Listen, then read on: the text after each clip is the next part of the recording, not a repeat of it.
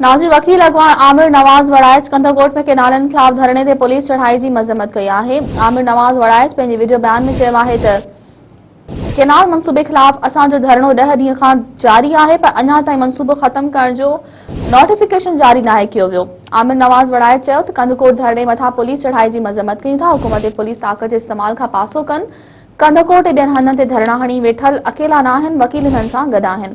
हिन वधीक चयो त जेसिताईं केनाल मंसूबो ख़त्म करण जो नोटिफिकेशन असांजे हथ में नथो अचे, तेसिताईं धरणा जारी रहंदा।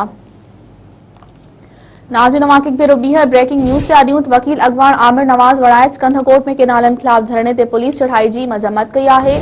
आमिर नवाज़ वड़ाइच पंहिंजे वीडियो बयान में चयो आहे त केनाल मंसूबे ख़िलाफ़ असांजो धरणो 10 ॾींहं खां जारी आहे, पर अञा ताईं मंसूबो ख़त्म करण जो नोटिफिकेशन जारी नाहे कयो वियो।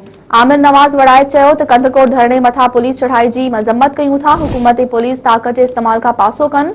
कंदरकोट ऐं ॿियनि हंधनि ते धरणा हणी वेठल अकेला न आहिनि, वकील इन्हनि सां गॾु आहिनि। हिन वधीक चयो त जेसिताईं केनाल मंसूबो ख़त्म करण जो नोटिफिकेशन असांजे हथ में नथो अचे, तेसिताईं धरणा जारी रहंदा।